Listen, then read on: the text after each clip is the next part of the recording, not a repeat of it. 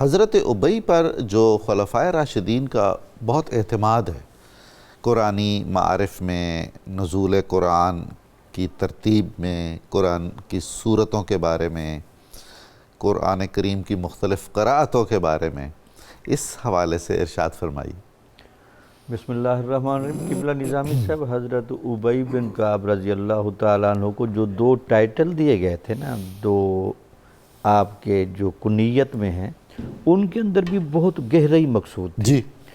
ابو المنذر کا معنی یہ تھا کہ اسلام کا جو نظام نذیریت ہے نا، جی، اس کا یہ پاسبان ہے ابی بن کعب۔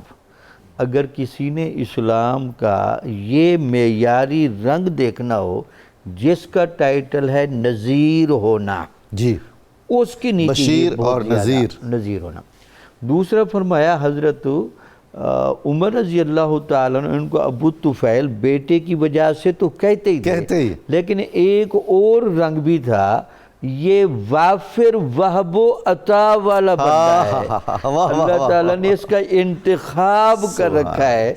تو ان کا اشارہ انتخاب کی طرف تھا۔ تو دیکھیں جس بندے کی فطرت میں معیار، جس بندے کی فطرت میں عظیمت کا گہرا رنگ، اور جس بندے کی فطرت میں اصول اجتہاد پر کڑا معیار، جس بندے کے خمیر کا حصہ ہے، تو لامالہ قبلہ نظامی صاحب جب پورے تحقیقی اصولوں کے مطابق قرآن مجید کی تحقیق و تدوین کی جا رہی تھی، تو اب تو جو ماہرین ہیں ریسرچ کے، وہ جن اصول و قواعد کو مانتے ہیں، قبلہ نظامی صاحب سیرت اور تاریخ پڑھ کے دیکھیں اور جمع و تدوین قرآن کے لیے رکھی گئی شرائط کو آپ چیک کریں، اللہ اکبر، تو آپ کو مستقبل کے اصول تاریخوں کا تعین نظر آتا ہے کہ یار تحقیق کرنے کا کیا گہرا اسلوب تھا، ریسرچ میتھڈالوجی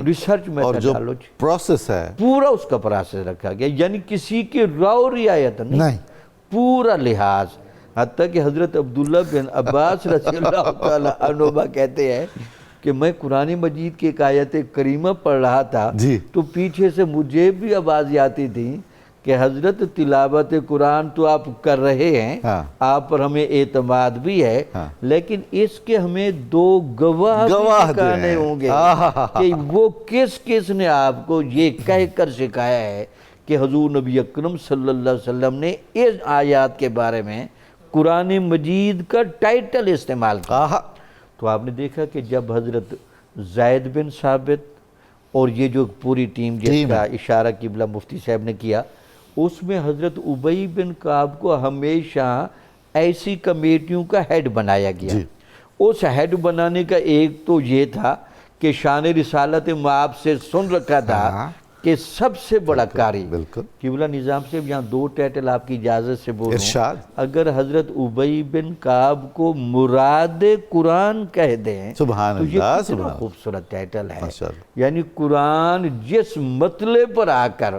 پراپر چمکا ہے صحابہ میں، اس مطلع کا نام ابی بن کعب ہے۔ دوسرا اگر کہہ دیں کہ ان کے جو قلب و ذہن کی گہری کیفیت ہے، یہ اصول عظیمت میں جڑی ہوئی تھی، بے شک کسی جگہ کمپرومائز نہیں، لچک نہیں، چونکہ ان کو اندازہ تھا کہ یہ قرآن مجید کا معاملہ ہے، انتخاب کا معاملہ ہے، اور ہر چیز کو کلیئر کرنے کا معاملہ ہے۔ یہی وجہ تھی کہ حضرت عمر رضی اللہ تعالیٰ عنہ کے بارے میں کئی دفعہ شواہد ملتے ہیں، 5-6 واقعات تو باقاعدہ درج ہے کہ آپ باقاعدہ گئے اور جانے کے بعد حضرت ابی بن کعب کے گھر میں داخل ہونے کی اجازت مانگتے، چونکہ ان کو آپ نے خود ٹائٹل دیا تھا۔ جامی صاحب آپ دیکھیے کہ اسلام کی کیا شان ہے، خلیفۃ المسلمین ہے، وہ ایک شخص سے کچھ پوچھنا چاہ رہے ہیں تو اس کو طلب نہیں کر رہے، بالکل ٹھیک ہے، اس کے اکرام کے لیے، قرآن کریم کے اکرام کے لیے اس کے دروازے پہ جا رہے ہیں، بالکل ٹھیک ہے، چونکہ معیار پر صحابہ کمپرومائز نہیں کرتے، چونکہ ان کو سید المرسلین، سید المسلمین کا ٹائٹل ملا ہوا تھا کہ حضور نبی اکرم صلی اللہ علیہ وسلم ان کی سیادت قرآنیہ یہ مسلم کر کے گئے تھے، تو لہٰذا ان معاملات میں صحابہ باقاعدہ جاتے تھے اور حضرت زید بن ثابت رضی اللہ تعالیٰ عنہ بھی جاتے تھے، جی ہاں، عبداللہ بن عباس رضی اللہ تعالیٰ عنہما بھی جاتے تھے، تو آپ کو یہ لگے گا کہ باقاعدہ آپ کی اس سیادت کے قرائن بھی واضح تھے، اور لیکن یہ سب کا فوکس تھا کہ قرآن مجید کی جس قرأت پر اور قرآن مجید کے جس لہجے پر، جی ہاں، اچھا قبلہ نظامی سے اس بات کو ہم تو واقعی کہہ کے چلے جاتے ہیں، حضور نبی اکرم صلی اللہ علیہ وسلم کا باقاعدہ ابی بن کعب سے دور فرمانا، اور